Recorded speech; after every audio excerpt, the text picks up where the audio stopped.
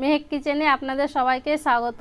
আজকে আমি কাশ্মীরি লঙ্কার পকোড়া বানিয়ে দেখাবো। আর এই পকোড়াটা খেতে খুবই ভালো লাগে, বিশেষ করে শীতের দিনে বিকেলবেলায় মুড়ির সঙ্গে খেতে খুব ভালো লাগে। আসুন তাহলে দেখে নেন আমি কিভাবে এই পকোড়াটা বানাচ্ছি। আপনি আমাদের চ্যানেলে প্রথমে সাবস্ক্রাইব করুন, তারপর বেল আইকন টিপে অল নোটিফিকেশনটা অন করুন। ভালো লাগলে লাইক কমেন্ট শেয়ার করুন। লঙ্কার পকোড়া বানানোর জন্য এখানে আমি 250 গ্রাম আলু নিয়েছি, আর আলুটাকে আগে থেকে ভালো করে সিদ্ধ করে নিয়েছি। মেহেক এদিকে খোসাটা ছাড়িয়ে আলুটা ম্যাশ করে দিচ্ছে, আর এই ফাঁকে আমি পকোড়ার জন্য বেসনের ব্যাটারটা গুলে নেব। এখানে আমি 150 গ্রাম বেসন নিয়েছি, দিয়ে দিচ্ছি স্বাদ মতো লবণ, একটু হলুদ, লঙ্কা গুঁড়ো, কালো জিরে এখানে দিয়ে দিচ্ছি আমি হাফ চামচ। কালো জিরে যদি কেউ খেতে না চান তাহলে পরে এখানে জোয়ান দিয়ে দিতে পারেন। শুকনো উপকরণগুলো একবার আমি ভালো করে মিশিয়ে নিচ্ছি।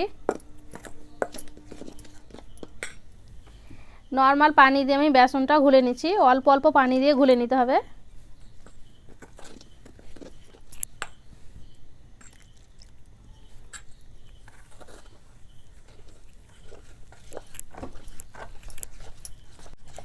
বেসনের ব্যাটারটা আমি ভালো করে ঘুলে নিয়েছি, অল্প অল্প পানি দেখেন এইভাবে ঘুলে নিতে হবে। খুব বেশি পাতলা বা খুব বেশি ঘন হবে না, ঠিক এই রকম হবে। এইভাবে চামচ দিয়ে দেখেন চামচটা খুব ভালো মতন কোট হয়ে থাকছে, এই রকম করে ঘুলে নিতে হবে। বেসনের ব্যাটারটা আমি সাইডে ঢেকে রাখছি। এই ফাঁকে এবার আমি পুরটা বানিয়ে নেব। মেহেক আলুটাকে ছিলে দেখেন ম্যাশ করে নিয়েছে। মেহেক আমার খুব কাজ করে দিয়েছে, অনেক কাজ। চুলোটা ধরিয়ে আমি কড়াইটা বসিয়ে দিলাম। কড়াই আমি দিয়ে দিচ্ছি একটু তেল, 2 চামচ মতন। তেলটাকে ভালো করে গরম করে নিচ্ছি আগে। এখানে আমি দিচ্ছি হাফ চামচ গোটা জিরে, একটা পেঁয়াজ কুচি করে নিয়েছি, পেঁয়াজটা দিয়ে দিচ্ছি, 2টো কাঁচা লঙ্কা কুচি, আর একটু দিয়ে দিচ্ছি আদা রসুন বাটা হাফ চামচ। এটাকে হালকা করে ভেজে নিচ্ছি। পেঁয়াজ, কাঁচা লঙ্কা, জিরাটাকে আমি হালকা করে ভেজে নিয়েছি। এবার আমি দিয়ে দিচ্ছি হাফ চামচ লঙ্কা গুঁড়ো, হাফ চামচ ভাজা জিরে গুঁড়ো, হাফ চামচ হলুদ গুঁড়ো, দিয়ে দিচ্ছি স্বাদ মতো লবণ। গুঁড়ো মশলাটা দিয়ে আমি একটুখানি নেড়ে নিচ্ছি। মশলাটা ভাজা হয়ে গেছে। এবার আমি দিয়ে দিচ্ছি ম্যাশ করে রাখা আলু।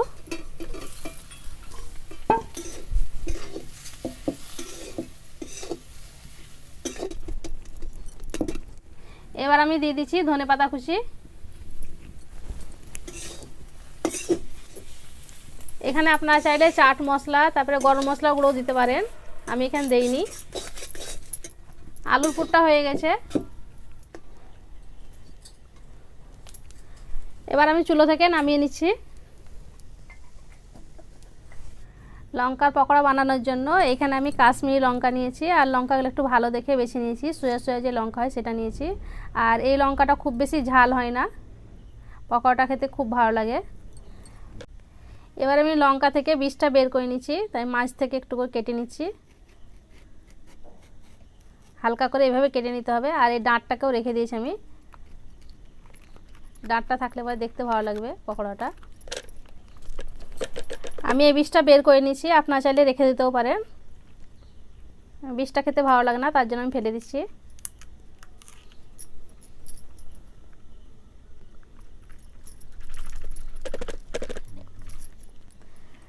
এইভাবে করে আমি বীজটা বের করে নিচ্ছি।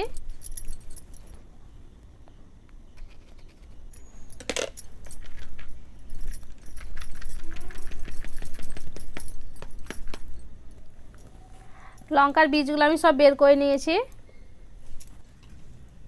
আলুর পুরটাও ঠান্ডা হয়ে গেছে। এবার আমি লঙ্কার মধ্যে আলুর পুরটা ভরে নিচ্ছি।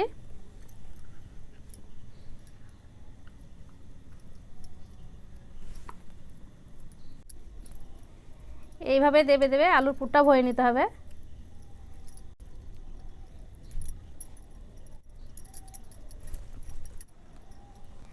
এইভাবে করে আলুর পুর আমি লঙ্কার মধ্যে ভরে নিচ্ছি।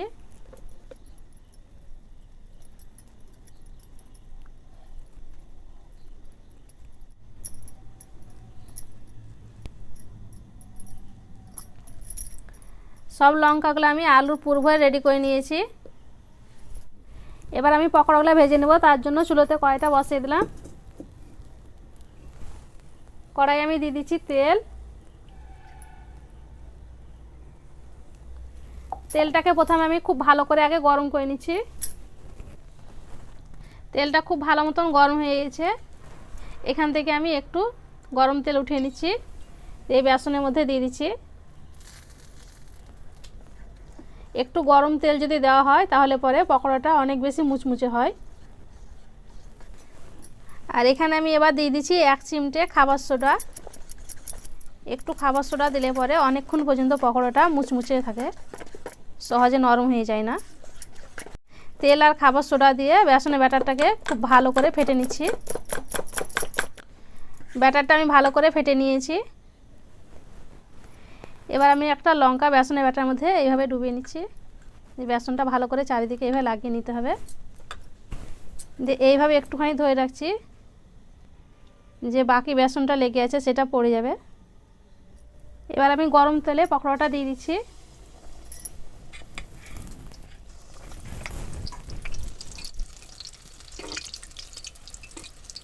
ফুলে দেখেন কতটা মোটা হয়ে গেল।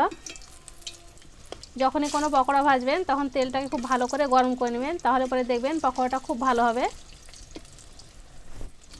উল্টে পাল্টে আমি পকোড়াটা লাল করে ভেজে নিচ্ছি।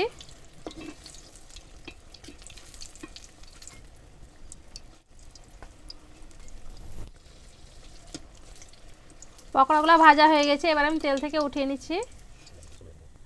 দেখেন দেখতে কতটা সুন্দর লাগছে, আর ফুলে একেবারে মোটা হয়ে গেছে, আর একেবারে মুচমুচে হয়েছে। আবার আমি লঙ্কা দিয়ে দিচ্ছি তেলে এইভাবে।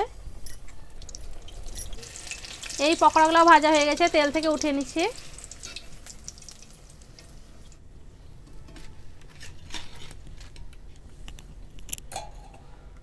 এইভাবে করে আমি সব পকোড়াগুলো ভেজে নিচ্ছি, তারপর দেখাচ্ছি। লঙ্কার পকোড়াগুলো দেখেন দেখতে কতটা ভালো লাগছে। ওপরটা দেখেন একেবারে মুচমুচে হয়েছে। সব পকোড়াগুলো দেখেন কত সুন্দর হয়েছে, এখনও ফুলে আছে আর মুচমুচে হয়েছে দেখেন কতটা। আর একটা কেটে দেখাচ্ছি ভিতরটা কেমন হয়েছে। দেখেন পুরে ভরা।